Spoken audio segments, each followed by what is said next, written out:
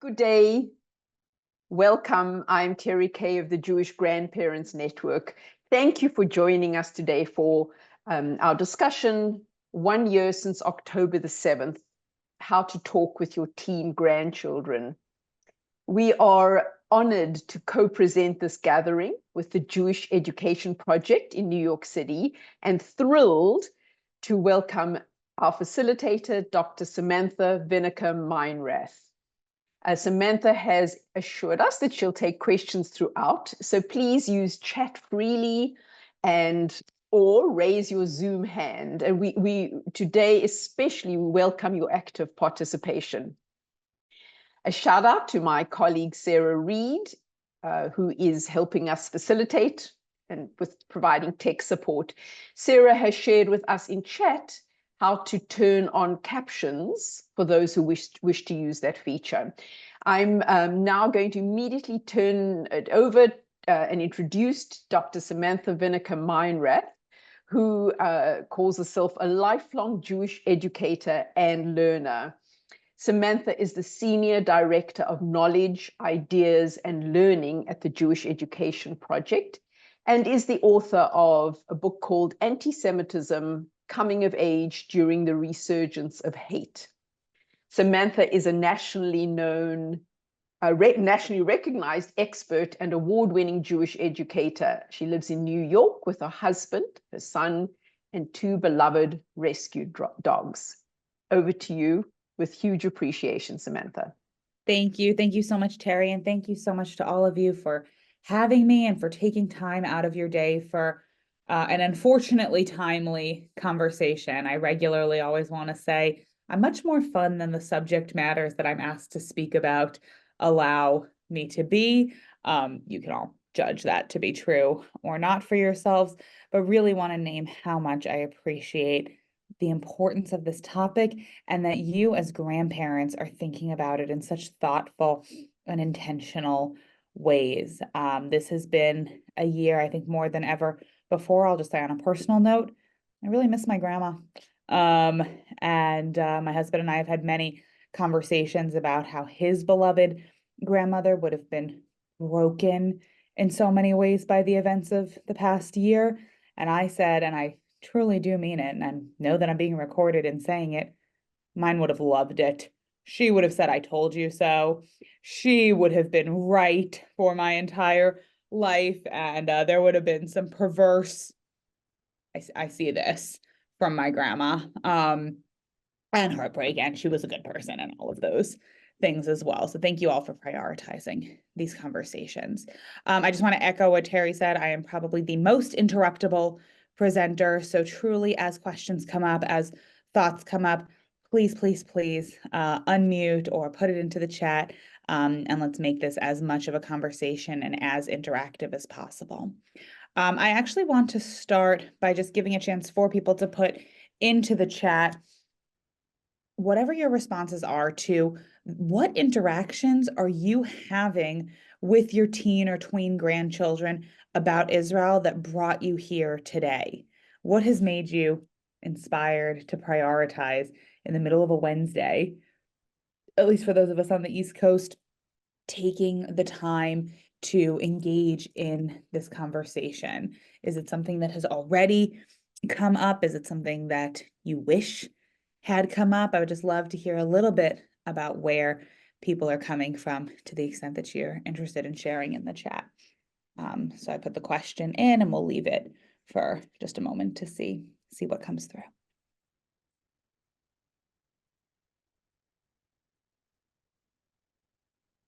And if not, don't worry, I'll multitask.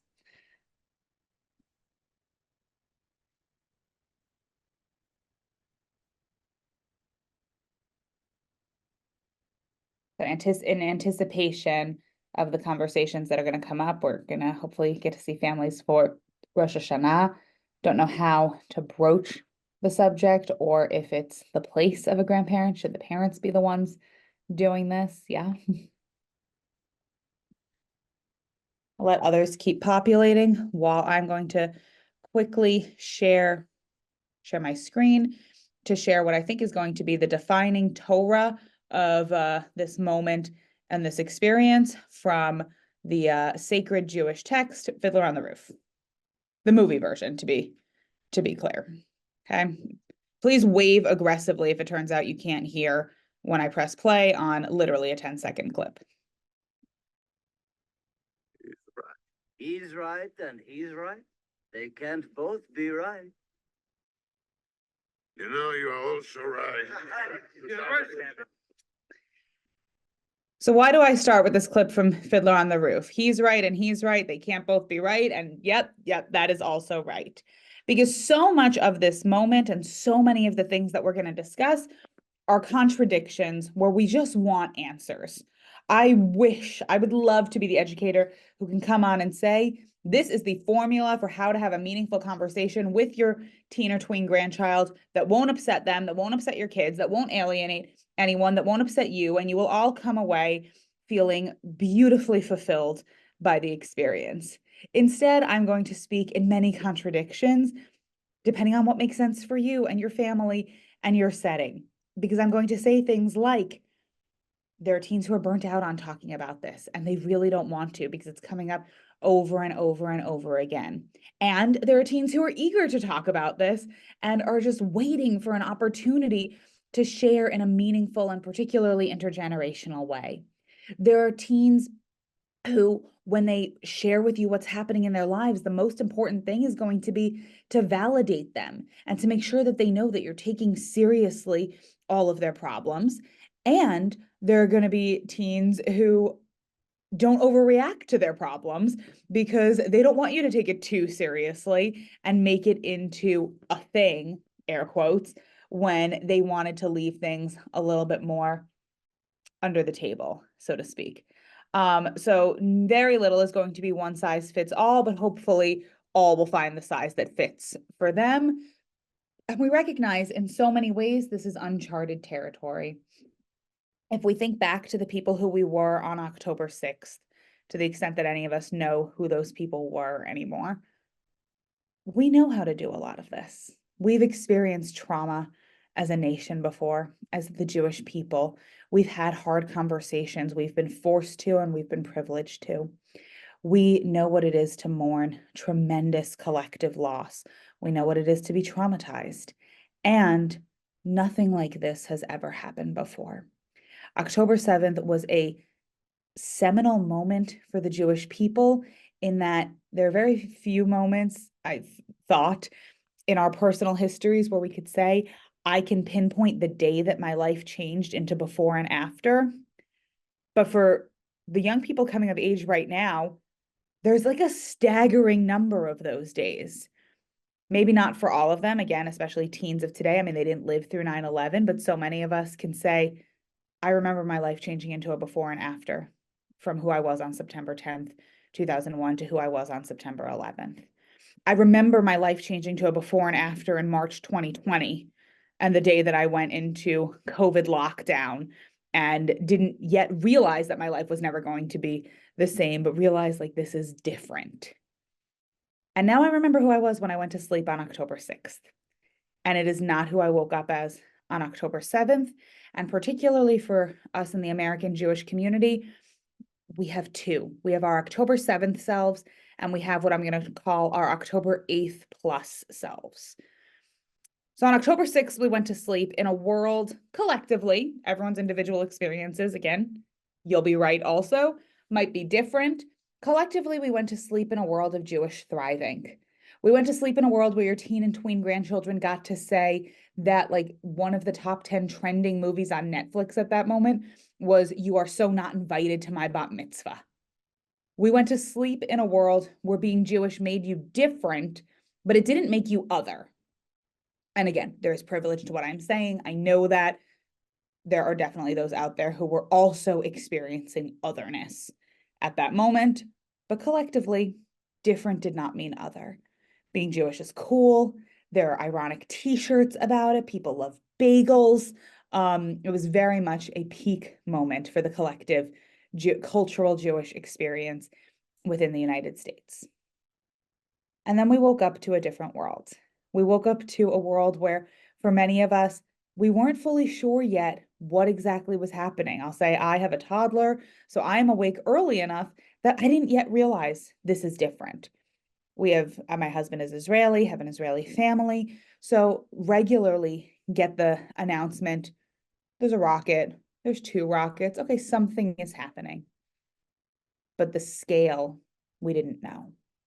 And what we have been called upon to do as a Jewish people is different than what any other generation has been called upon to do, because I'm going to just say the pogrom was live streamed. This has never happened before. We've never had to watch things that human beings are not meant to watch. We never had to figure out how do we set guidelines and boundaries when beloved members of Am Yisrael, of the Jewish people, are being murdered on Facebook Live. Many of us have loved ones, again, the grandchildren in your lives might be in schools that on the week of October 7th, we're sending out alerts, take everybody off social media because these beheading videos are about to come out, make sure they don't see it. And then within about 8 hours, there were retractions of that saying, we realize that you can't actually take your kids and grandkids off of social media, much less ourselves, because none of us have great, internet hygiene habits at this point. So if we can't just tell you to take it away, we have to start talking about how do we deal with this? And what's the difference between not burying our heads in the sand, but also not doom scrolling ad nauseum until we can't function in the world? We've had to answer questions that nobody else has had to answer. What does it mean when we have hostages and are somehow being blamed for them? What does it mean when we're seeing the college campuses lighting up on fire, it feels like, but also there's more thriving and more opportunity to be Jewishly proud than ever before? What does it mean when we have to make choices against this backdrop of true rising hatred? And for the first time, Israel truly being what used to be a unifier for the Jewish community, so often feeling like a divider, both generationally and otherwise, maybe within a family, maybe between members of a family, maybe a family, us against the world type attitude, depending upon, again, when and where everybody is coming from. And I want to speak for a moment about existential loneliness, because I think a huge part of what both we as any generation have been dealing with, but particularly what our young people haven't necessarily been able to put a finger on, is what it means to be existentially lonely. There was already a loneliness epidemic happening well before October 7th. This is documented from both during and before the height of the COVID-19 pandemic. According to Psychology Today, 73% of Gen Z and Gen Alpha members report that they feel alone either sometimes or always. This is the highest level of any generation. It's getting higher and higher as you go younger and younger. The people are lonely. Only 45% of Gen Zers self-identify as either excellent or very good when reporting on their own mental health. The top 3 things that are contributing to Gen Z loneliness, and this is not a Jewish statistic, this is an across the board, are overstimulation, social media, and a shift in dependency. And then we have to talk about Jewish teens, Jewish young people, Jews of any age, quite frankly, but we'll go with teens and tweens. And the cognitive dissonance that has come from not just I'm lonely in the world, which so many, too many, quite frankly, are, and maybe I showed up at my middle school or high school on October 9th and nobody asked me how I was doing.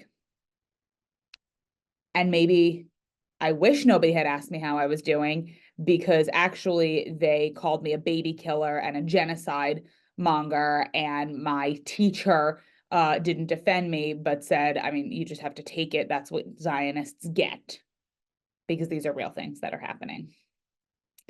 And I remember members of my peer community having bake sales to support efforts to be in solidarity with other human atrocities, both in the United States and around the world over the last few years. And I assumed that this would be the same thing. And I realized that it wasn't. And not only had the Jewish people been victimized, but now I had to be on the defensive because somehow I was being held responsible for it. And in a best case scenario, just nobody's talking to me, nobody's talking about it. The reality of I have to go to whatever it is, I don't know, sports practice or math class or the mall or the frozen yogurt place, wherever it is that a young person is spending their time, or online, because that's where a lot of us are spending a lot of our time. And best case scenario, someone's not actively anti-Semitic, but they don't know what's happening. Somehow, a day after we all woke up to the news of an additional 6 beloved hostages being murdered, we're supposed to just walk through our days and nobody else is thinking about it. Nobody else is talking about it. And there being a real sense amongst the Jewish people, both cognizantly and in a implicit way. I think I might be alone in this. I don't think anyone else knows what I'm talking about. I don't know if anyone else cares. And I think that they might think that it's my fault. And all of that is the baggage that a young person and a person of any age, because solidarity for all of us, is carrying as they enter into conversations about this 1 year on.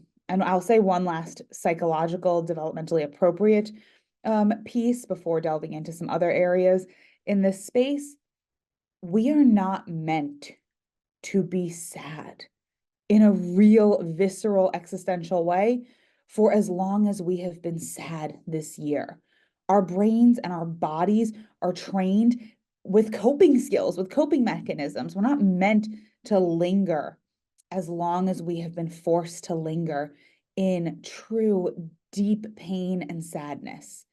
And so for all of us, we're figuring out different things in that regard in terms of our coping skills. Maybe other people are more healthy than me. I wish all of you better coping skills than I have. Maybe it's a sense of, I can't read the news all day, every day. And like, I don't want to be thought of as someone who buries their head and isn't taking the world seriously, but I just can't doom scroll anymore.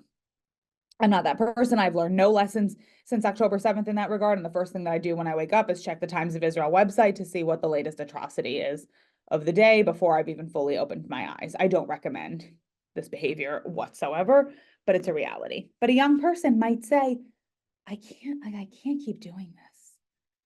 Or they might be delving deeply in and saying, I need to know everything. I need to understand everything. Or they might be saying, this doesn't make sense. This is not a world that makes sense, because it doesn't make sense. They would not be wrong in the saying of this. And therefore, I want to protest. And maybe the way that I want to protest is not the way that you would want me to protest. And how do we deal with all of these layers? So I just want to give one slide and then jump into some of our best practices in the conversation about what Jewish teens are facing right now and what we need to be mindful of when we are communicating with them. Okay. So on TikTok, where more than half of the users are under 30, the hashtag Free Palestine, as of 2023 December, so it's definitely more by now, had 31 billion posts. So 31 billion posts had said Free Palestine, compared to 590 million that said hashtag Stand with Israel, which is more than 50 times as many. So in a place where a young person is going to express themselves or to zone out or to just be part of the cultural conversation with their peers, the overwhelming majority of messages that they're getting are that their story isn't the one that people are taking seriously, or that they care about, or that they should be caring about. There are many people my age who think that this conflict has only victims and oppressors. This is a quote from someone who's been involved with the college campus protests and had basically been coming to terms with this idea that so many of the people who are involved in the protest movements aren't necessarily thinking, and certainly not thinking critically, but they have a feeling. And they have feelings that all of us, by the way, if we put aside all of our proclivities and all of our existing knowledge of the world, could say, of course. I'm a mom, you're a grandparent. I feel terrible for anyone in the entire world whose baby isn't in their arms. I feel terrible for any mommy who's suffering that. And we see suffering happening on a tremendous scale in Gaza and for the Palestinian people. We feel that. But then we're not thinking. Nobody is thinking and saying, well, how could we stop the suffering? Would it be about a surrender? Would it be about dismantling Hamas? Would it be, et cetera? Why is this happening? The critical thought has gone in so many ways from this conversation and needs to be brought back, because for a young person who says, of course I feel terrible, that's the end of the conversation when it needs to be a starting point. More than half of Gen Zers express at least some degree of comfort with being friends with a Hamas supporter. There's an increasing normalization of Hamas, of a known terrorist organization, of an acknowledged terrorist organization, and an equally increasing isolation of Israel on the world stage that our young people are grappling with and coming of age against the backdrop of.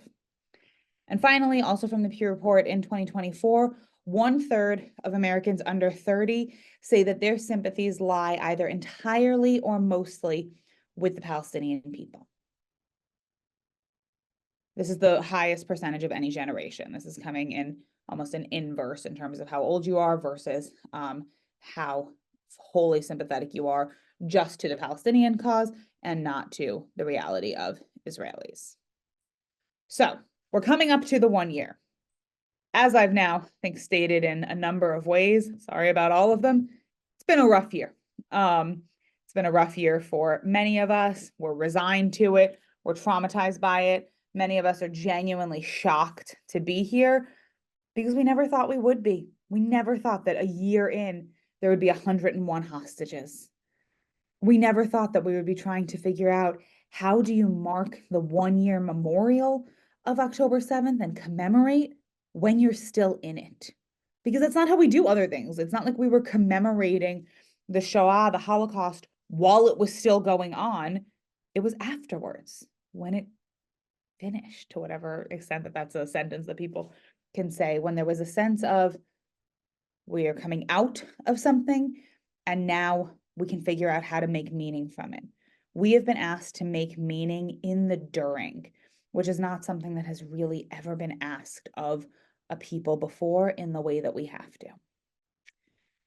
So a few tips that I just want to start by naming in terms of how we're having these conversations with our young people, with our teens and our tweens. First up, to the extent that you can, speak about this often.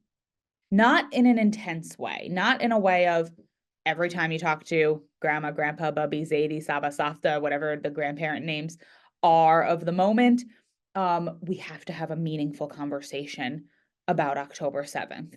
That makes you a less than fun person to spend time with. But in the same way that any other critical conversation that we're having as a family doesn't just happen once, this conversation can't be, we talked about October 7th one time, and now check plus.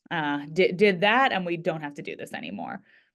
As with any other defining aspect of the individual and collective story of our families and of the Jewish people, we leave the door open so that the conversation starts and doesn't necessarily end. At a Rosh Hashanah table with ideally lots of different people potentially present, it won't be the be-all, end-all conversation, and we could take away the pressure of needing it to be if we acknowledge there's more than one option and there's more than one opportunity. So to the extent that we can, allow the conversation to be ongoing. We don't want to give our young people the burden of a generation and to say, what are young people today? What are teens today thinking? What are teens today feeling? I've heard that teens today are anti-Israel, are anti-Zionist, that Jewish teens are checking out of Israel and Zionism, whatever else might come to mind, which I don't think is anyone here. I think anyone who's showing up to think intentionally about this doesn't actually approach things in this way. But not to make their answers feel like they have to represent a whole generation, allow them to just represent themselves. To not put them on the defense, not making it that they have to justify all of their feelings, all of their opinions, all of the complexities that they are holding for themselves, but to let them express and to let them reflect and to ask them questions that help them express and reflect, but from that safe and supportive space, not necessarily from a space of they have to justify who they are and where they're coming from. And the last one, and I touched upon this earlier, was how we take them seriously without fear mongering.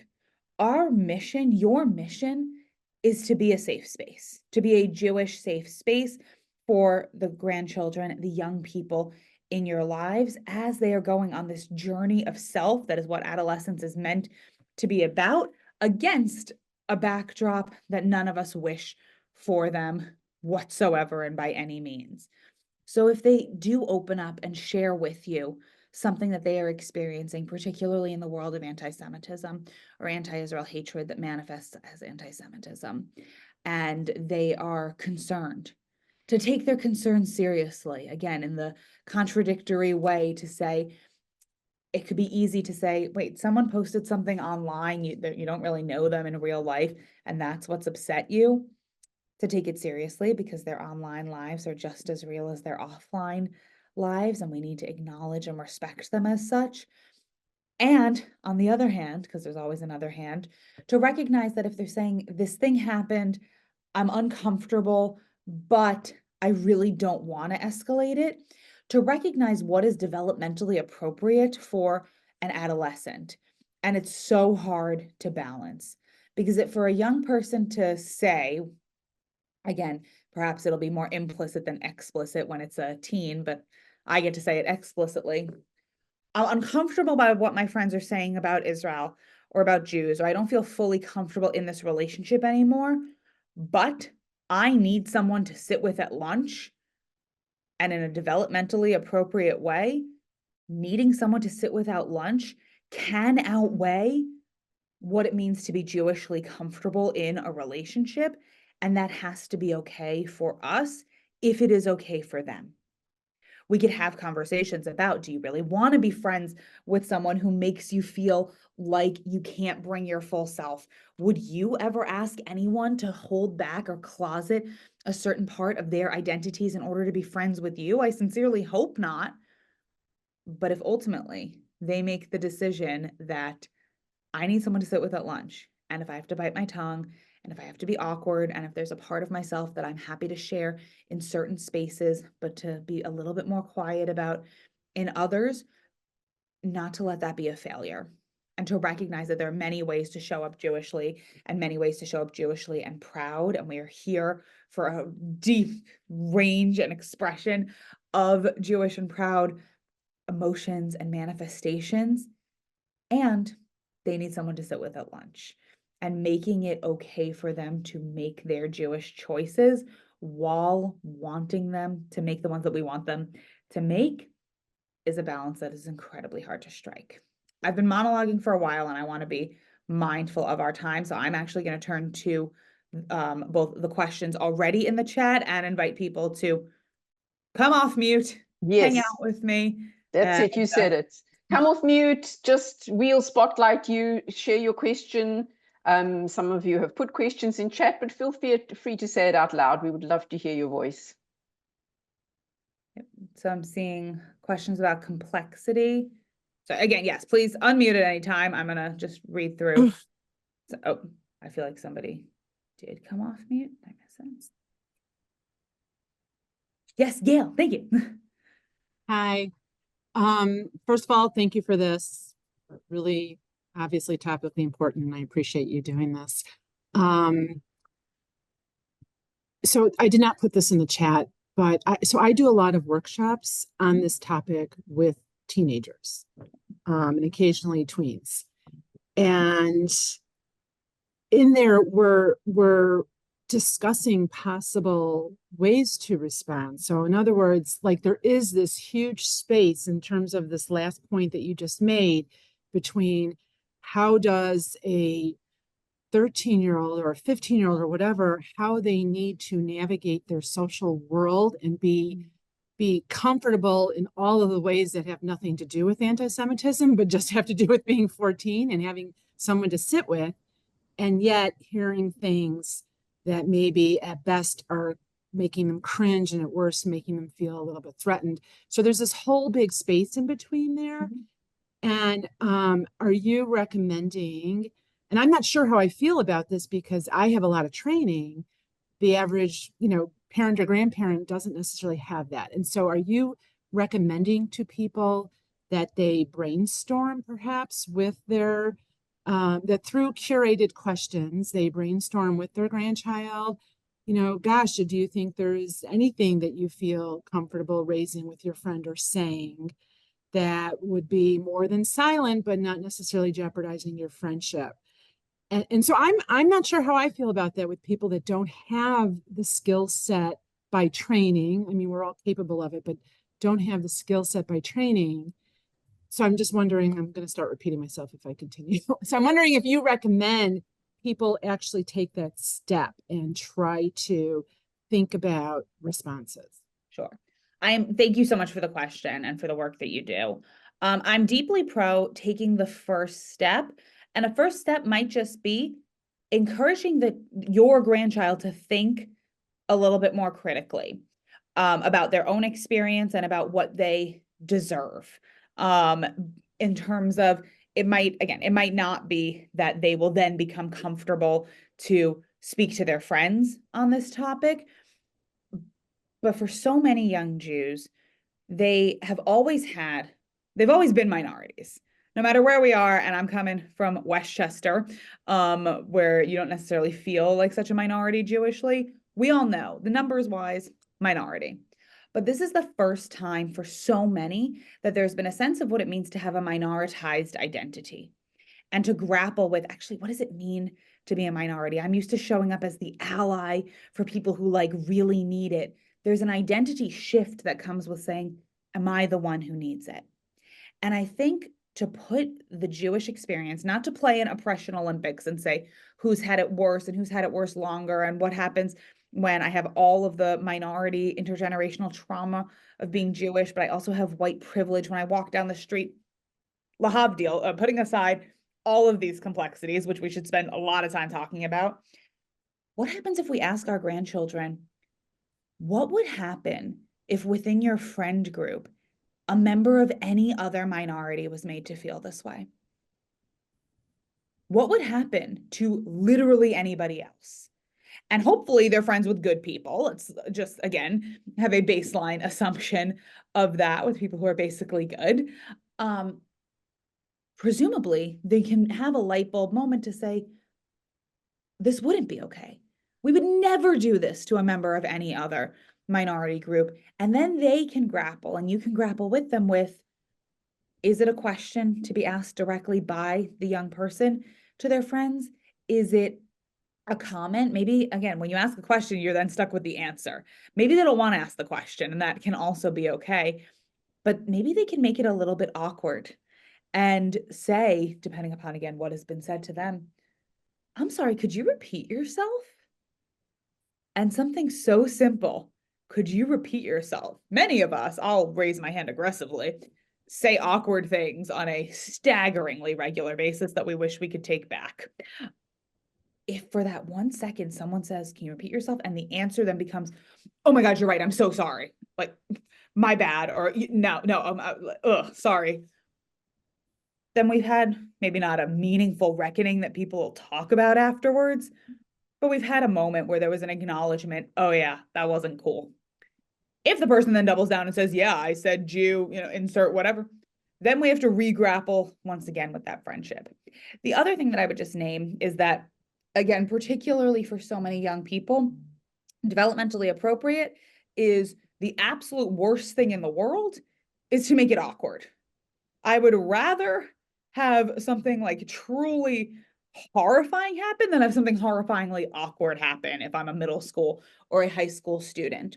So to also help them realize, you as the trusted adults, as the grandparents in their lives, not only have access to ways to help them, but you can also be trusted, I'm presuming, because my grandma certainly couldn't be, but that was definitely a previous generation relationship. You can be trusted with anonymizing. The resources of the Jewish community are amazing and are such that we don't have to put this burden onto a young person to say, Samantha's grandma called her history teacher because what was happening in that class wasn't okay, and everyone now has to know that is awful.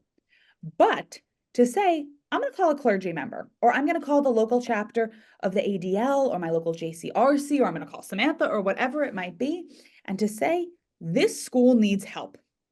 Whether it's inside of the classroom, outside of the classroom, because of what is happening in the classroom, there's something happening here that my grandchild or the young person in my life is not comfortable with, but I don't want to make it an awkward thing for them. We then have anonymizing power. And we get to call the school and to say, we're hearing that what's happening in this social studies class is uncomfortable, threatening, unsafe for a Jewish student. We need to talk about this. And they have to be responsive to that. And when they're not, we get to do it in a different way.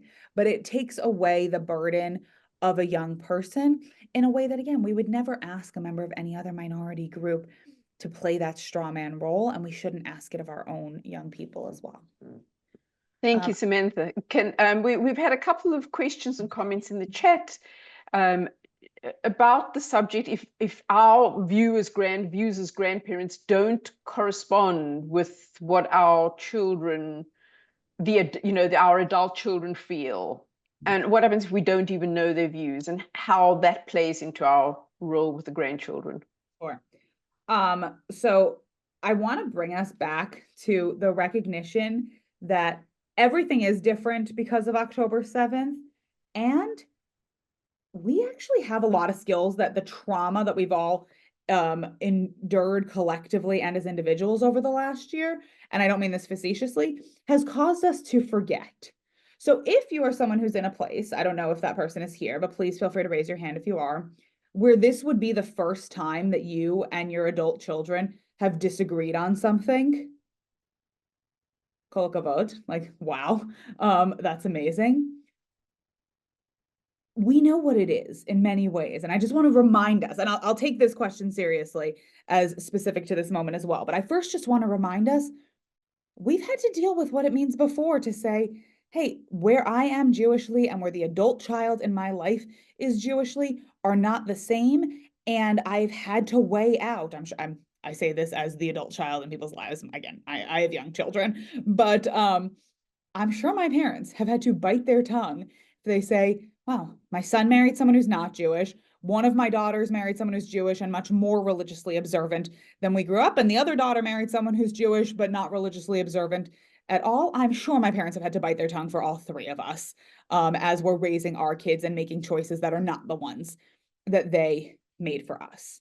You know how to do this. You know how to have a conversation about what does it mean to be able to say, grandma and grandpa think X, or again, whatever your grandparent names are. It's different and we accept and respect each other's differences, or maybe it's different, period. And we have to figure out what it means to come together as a family across difference. If you haven't had the conversation with your children yet, I actually think this is a great place and a time to do so. And maybe to broach with them, can we have it as 3 generations? Can we be talking about this? Because I don't want it to be a he said, she said, he said, she said of grandparent said this, grandchild said this, child is grappling with this, but actually, let's have this intergenerational conversation as a family. Let's figure out where we're all standing, what the questions are that we can grapple with together, and what the places are that we can collectively look for answers.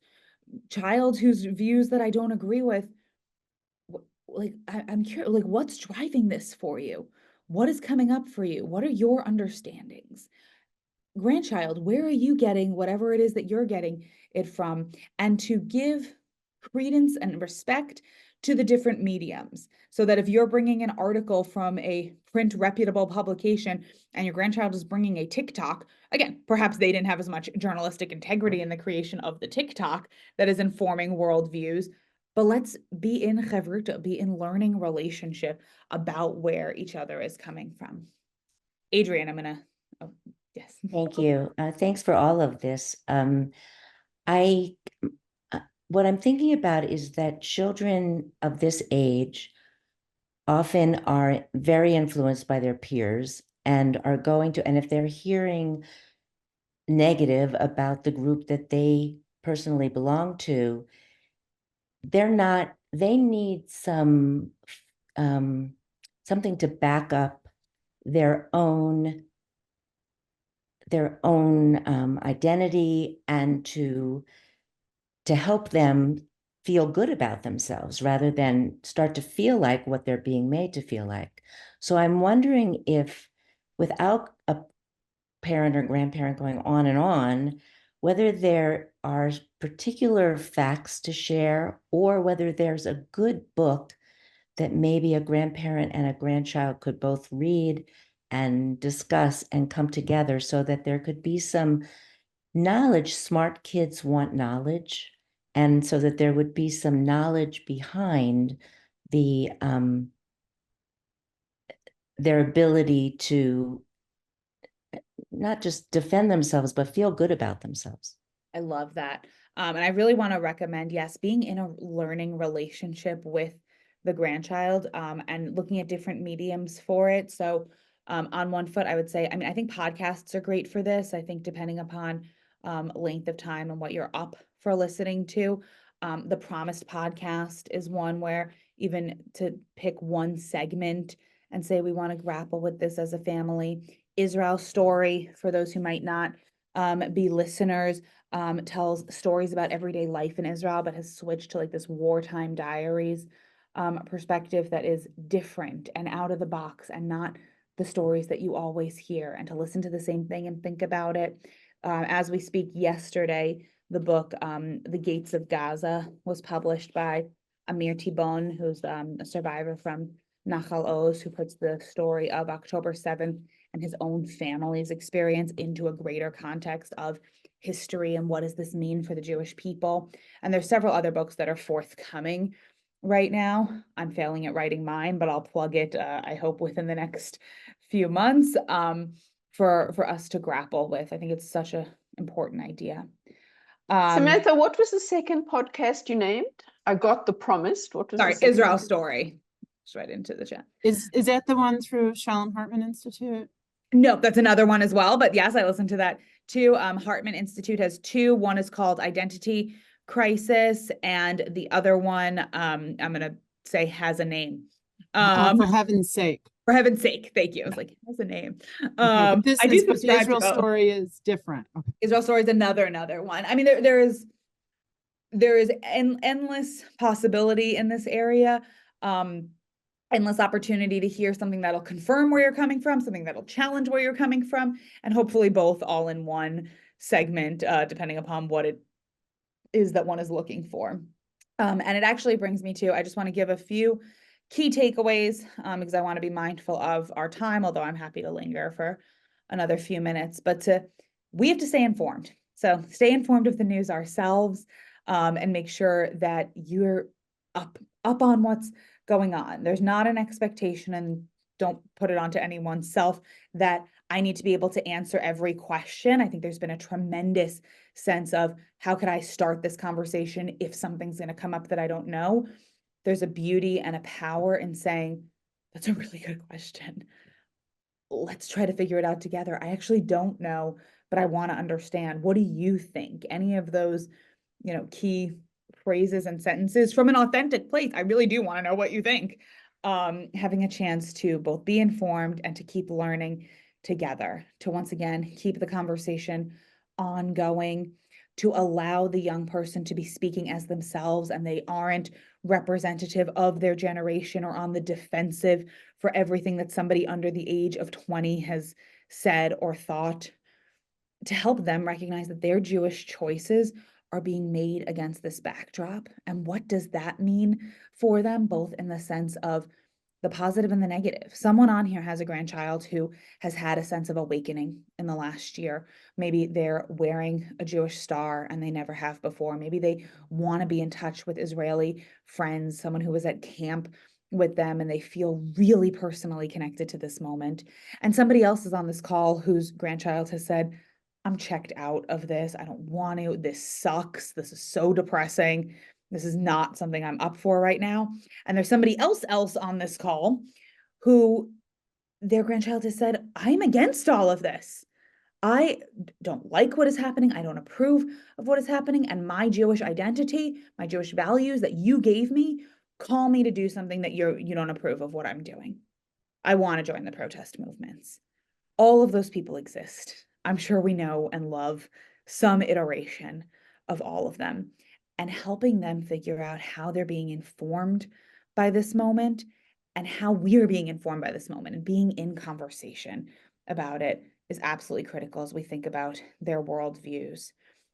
Thinking about anti-Semitism, that was actually not the topic of this call, which is so exciting, but needing to understand how this is impacting the Jewish choices that we make, what it means for them to show up in their schools, in their future college campuses, in relationships. We haven't yet really started to grapple with. I'm hearing, the murmurings of research that's about to happen on, like, what does it mean to be Jewish and show up on dating sites and apps? I'm assuming your teen and twin grandchildren are not on dating sites and apps. I don't want to be wrong about that one, but it's coming. There's a sense that being Jewish and what it means to show up Jewishly in social spaces is going to be different for the foreseeable future.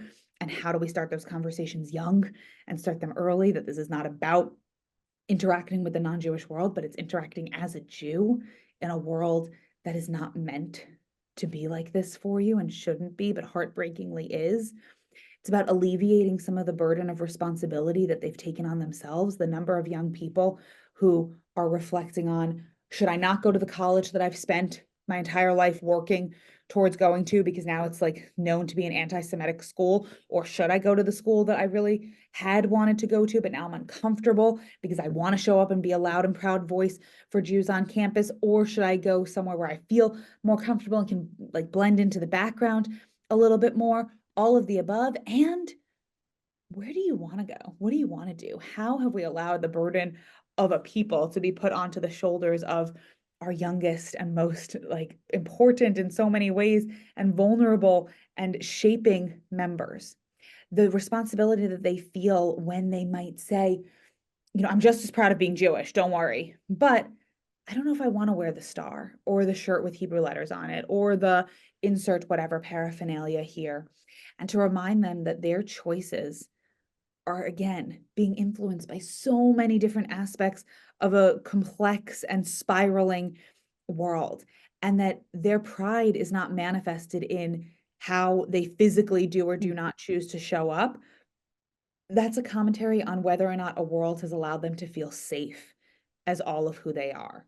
But our job is not about necessarily if the world will let them feel safe. It's about making sure that we make them feel safe and that they're able to have these conversations, that they have an adult, hopefully many, but at least one in their lives who they know that they can turn to. And I thank you so much again for being those for them, and for being here with me. Samantha, thank you so much. We are 3 minutes over time. We had committed to 45 minutes. I do see that Mr. iPad, what is your name?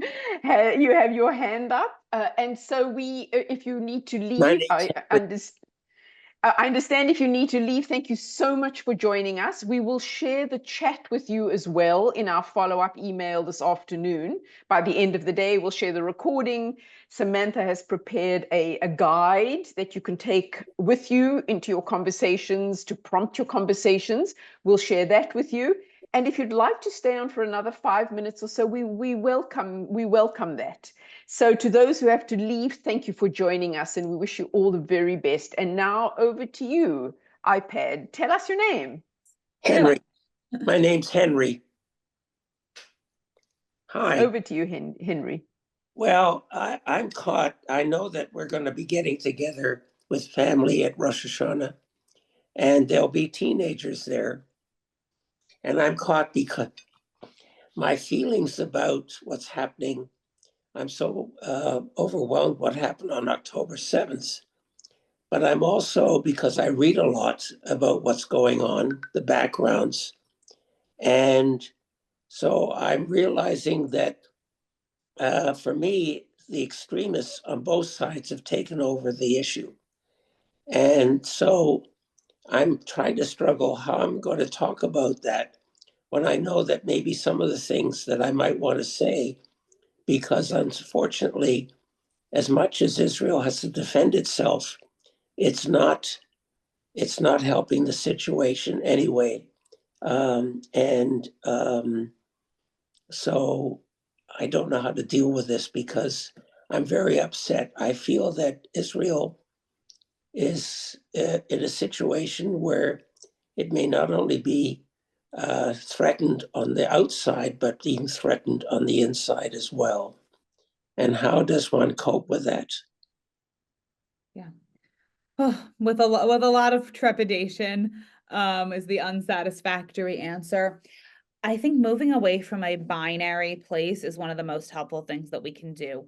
We cannot say the Israeli narrative and the Palestinian narrative. We cannot say the Israeli side and the Arab side. We can't say the Jewish side and the Muslim side. We can't say any of those things because there are tribes within Israel and there are tribes within the Palestinian people, although I am the first to say I'm much less qualified to speak to the complexities therein, other than knowing and acknowledging there are complexities therein. We need to be able to recognize and acknowledge all of the, on the other hand, all of the he's right and he's right, you can't both be right, also right. We could be protesting actions of the Israeli government and standing in solidarity with the Israeli people. We can be upset and heartbroken about what is happening in one moment, and at the exact same moment, cheering the innovations in the Iron Dome and in defense. We can be saying that this can't go on and saying this must go on. It doesn't make sense because it's not meant to make sense. We want to make sense of the senseless. That's so much of what I'm hearing is a craving to say we want an answer. And in so many unsatisfactory ways, we don't have it yet because we're in the messy middle. We're in the liminal space. We haven't gotten to the meaning making yet. And yet we're trying to be in the meaning making. I think sharing the complexities, I think sharing this idea and reminding ourselves before we even get to the young people, but particularly reminding ourselves, 99% of what we hear is essentially coming from the 5% on either extreme. The vast majority of people, I think, are the people who are causing my existential loneliness rather than my fear. The existential loneliness people are the ones who are at ShopRite with me. And I'm just like, wow, you guys have no idea what's going on. That sounds great. It's the 5% of people that are terrifying me in either direction. So how do we hold all of those truths and realities and name that for ourselves and our young people, that it's not one story. There's not one person that I can say that's the same, like we agree with everything with one another, because I don't know if they exist right now. Maybe we'll find them at some point, and helping them get to a place of not just hearing from one person and saying, now I understand everything because I heard one perspective and now I know what Jews think. I know what Israelis think. I know what Palestinians think. But acknowledging that the work takes more, the work takes more than just the one voice and that loudest voice. Thank you, Samantha. Is there perhaps a final question before we sign off for today?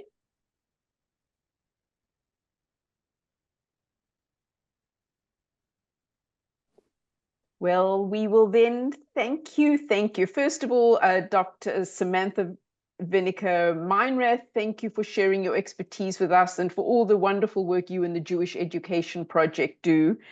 We are honored to co-present this session, this gathering with the Jewish Education Project. We are huge fans of your work and of their and your work. To all our friends who joined us, thank you so much for coming. Again, by the end of today, you will get our the recording the discussion guide, the chat transcript, and you'll see also a link to fill out a follow-up survey. And we so appreciate your being with us. We look forward to seeing you again soon.